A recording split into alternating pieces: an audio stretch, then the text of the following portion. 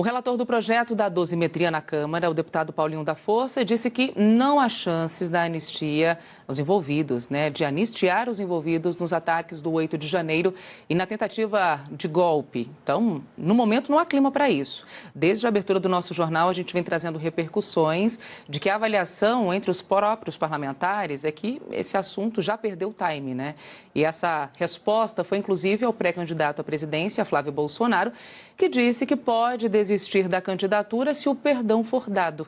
Sobre este assunto, eu converso agora com o cientista político Rafael Cortes. Bem-vindo, bom dia, tudo bem, Rafael? Bom dia, Thalita, bom dia a todo mundo que está aqui na Band News nesse dia.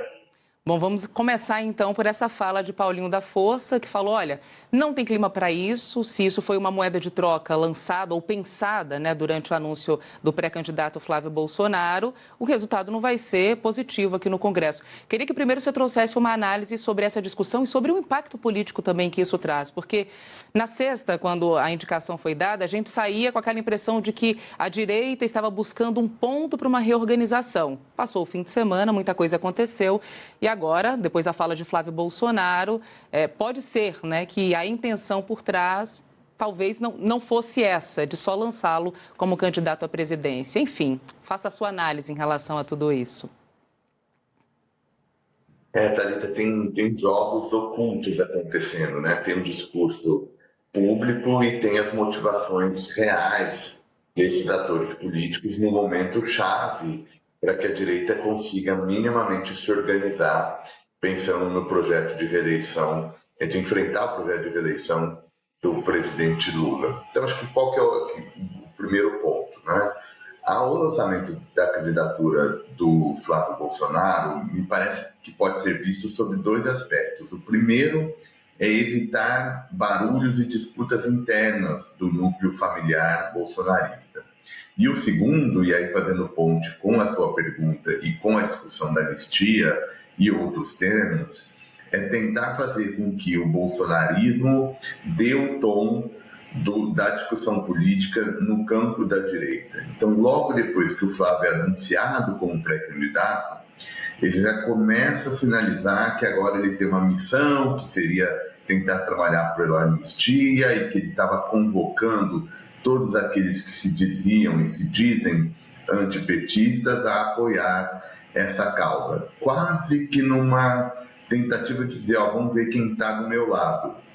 As horas foram passando, as repercussões foram acontecendo e eles estão percebendo que não há uma disposição da centro-direita estar ao lado da candidatura bolsonarista. Então é esse dilema que a gente nesse momento vai assistir, O bolsonarismo tentando manter alguma influência, sabendo que uma parte do antipetismo quer vê-los deixado de lado, ou pelo menos num papel secundário. E isso aqui, no fundo, que está condicionando o jogo dentro da direita. Agora, é até interessante, mais cedo nós ouvimos também algumas análises dizendo que o Palácio do Planalto, enfim, a esquerda, os articuladores ali do presidente Lula, até comemoraram a indicação de Flávio Bolsonaro, porque para a esquerda hoje o nome de Tarcísio de Freitas, governador do estado de São Paulo, teria essa força maior de mobilização dentro da direita. A gente já ouviu o governador dizendo que não iria se candidatar, que a postura dele não seria essa, de ser esse nome forte, e o próprio presidente, ex-presidente Jair Bolsonaro, agora demonstrando essa tentativa, de forçar o comando através de um de seus filhos. Mas o caminho, pelo menos as projeções estão nos mostrando, é que a gente não vai ter, no momento, uma candidatura única dentro da direita. E eu digo isso porque Ronaldo Caiado, governador de Goiás, já disse que, vou manter a minha candidatura, Romeu Zema também. A gente tem alguns governadores ainda esperando, o desenrolar dos próximos passos, como Ratinho Júnior, que é um dos nomes cotados também para a direita. Como é que todo esse movimento também agora acaba impactando? O que me parece é que talvez a consequência disso seja uma abertura ainda maior para que os candidatos que até o momento não haviam se manifestado ainda criem corpo próprio para tentar essa candidatura, levar essa pré-candidatura para o ano que vem. Você tem razão, né? No fundo, tem uma disputa dentro da direita de quem é que vai ser esse protagonista, né? E aí você tem a leitura de que haveria uma união já no âmbito do primeiro turno do campo antipetismo. Quando a gente está falando dessa união, sobretudo pensando no bolsonarismo e no chamado centrão, como é que essa união pode dar? Ela pode se dar principalmente pela composição da chapa presidencial. Então aí teria um nome da centro-direita, o governador de São Paulo é de longe o nome que mais gera impacto nesse momento, com um nome que leve o sobrenome Bolsonaro. Então, na prática, discutir a união entre esses campos é discutir se existe ou não a viabilidade de uma chapa presidencial nesses termos. Vamos assumir, pelo menos aqui para efeito de construção de cenários, Thalita, que o bolsonarismo até aceite a cabeça da chapa, por exemplo, do governador Tarcísio. Qual que é o problema com isso? Que aparentemente isso não é nem suficiente para agradar essa centro-direita que prefere ter uma chapa sem referências ao nome Bolsonaro. E se isso for verdade, representaria uma perda de influência muito grande do bolsonarismo enquanto fenômeno político, porque aí não só teríamos o ex-presidente Bolsonaro, o maior nome do grupo, preso, mas sem também uma barganha política relevante. Então seria uma derrota bem grande para o bolsonarismo, que parece não querer aceitar. Se não for esse cenário de junção, a gente pode caminhar para uma disputa um pouco mais fragmentada quando a gente olha para o campo da direita. Muito embora, Thalita, eu acho que uma parte dessa ideia de que, olha, eu vou lançar candidato, que Caiado tem falado, muito se especula no Zema, no Ratinho, eu acho que tem pouco espaço para todo mundo entrar. A chance de todo mundo entrar e dividir muitos votos da direita são grandes. Então, acho que a tendência até final do ano, início de 26, é o menor número de candidatos se esse cenário de união do bolsonarismo com a centro-direita não acontecer. Enquanto isso, o governo se beneficia, porque o eleitor não tem claramente quem vai ser o rival do Lula lá nas disputas presidenciais. Isso dá um tempo maior para o governo construindo a sua candidatura, então isso ajuda a um processo eleitoral mais favorável para o Planalto. Nós até mostramos aqui nos últimos dias, Rafael, pesquisas eleitorais, né, que foram pesquisas inclusive feitas antes desse anúncio, né, da pré-candidatura de Flávio Bolsonaro, mostrando qual o nome que, se o ex-presidente Jair Bolsonaro indicasse, teria peso nas eleições. E aí, como primeiro aparece o nome de Michele Bolsonaro, até o presidente Lula aparece ali quando a pesquisa pergunta, né, essa população. E uma outra pesquisa também que mostra que hoje, no atual cenário, o presidente Lula lideraria todos os cenários de segundo turno, né, e aí fazendo projeções com vários nomes que ganham destaque do lado da direita. Neste momento, e aí eu falei há pouco também que assim, se a política, se as eleições, as projeções estavam ainda mornas, agora a gente entra numa briga mais acirrada já para 2026.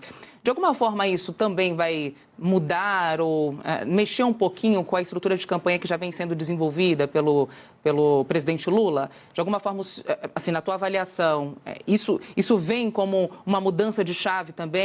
Acorda um pouquinho essa direita, essa concentração, por mais que ainda esteja dentro de todas essas discussões e falta de acordo, mas de alguma forma o partido do presidente Lula, o PT, neste momento, deve se preocupar ou pelo menos caminhar com outras estratégias para o ano que vem?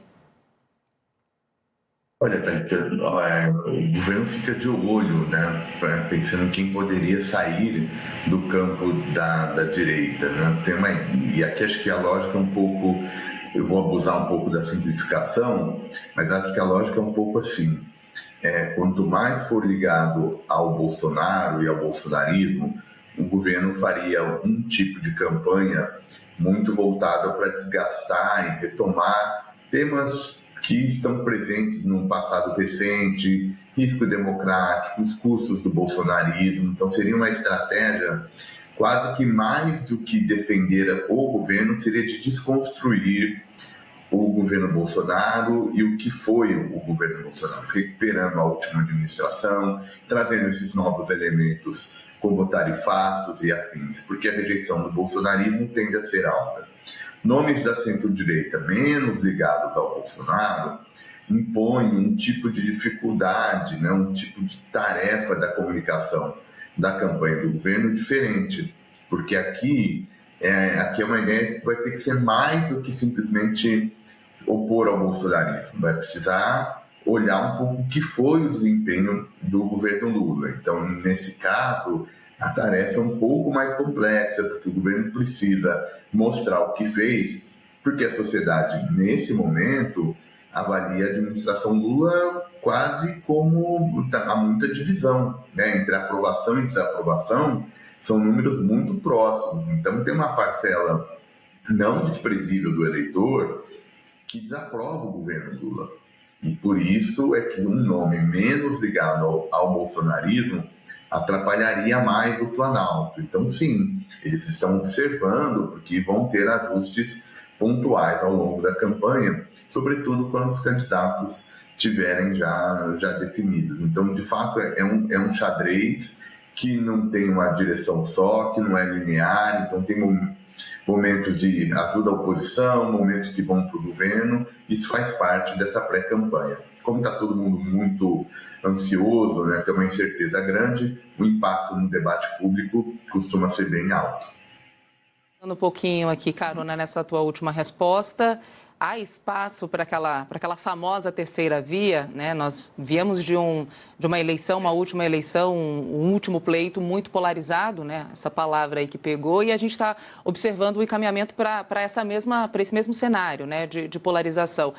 A gente tem um prazo ainda até o pleito do ano que vem, mas nesse curto espaço, ainda teria espaço para um nome que talvez se descolasse um pouco, né, tanto dessa extrema-direita quanto da esquerda, e ganhasse mais força para 2026? Tem mercado eleitoral, acho que não desprezível.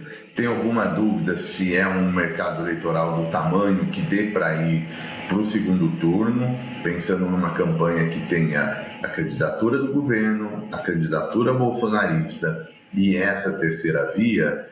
Tenho dúvidas de que a terceira via teria força para chegar ao segundo turno, mas certamente tem um espaço eleitoral, pelo menos suficiente, para trazer um novo ator, né? Para trazer um nome conhecido mais nacionalmente, que aos poucos consiga tirar essa marca da polarização do debate presidencial brasileiro. Eu ainda partilho da tese de que a eleição de 26 vai ser muito marcada ainda pelo petismo versus antipetismo, porque se a gente notar, da parte desses candidatos ou possíveis candidatos da direita, todo mundo é muito relutante em fazer críticas mais contundentes ao bolsonarismo. Isso, de alguma maneira, mantém a presença e a força do bolsonarismo como condicionante desse debate, mesmo que a intenção de voto não seja super alta. Porque uma coisa é a peso político, a outra coisa é a intenção eleitoral. Então, o fato de ninguém da direita criticar minimamente o bolsonarismo, isso mostra que ele está, de alguma maneira, presente. Então, acho que ainda vai ser uma eleição muito marcada por toda essa turbulência da polarização, mas há sim, Thalita, um espaço para a gente tentar entrar e se tornar conhecido e ganhar um pouco mais de notoriedade, porque hoje essa terceira via ainda é muito incipiente. Perfeito, cientista político Rafael Cortes, obrigada por gentilmente nos atender e até uma próxima por aqui. Rafael, ótimo dia. Ótimo dia, Thalita, sempre um prazer conversar com você e com a sua audiência. Tchau, tchau.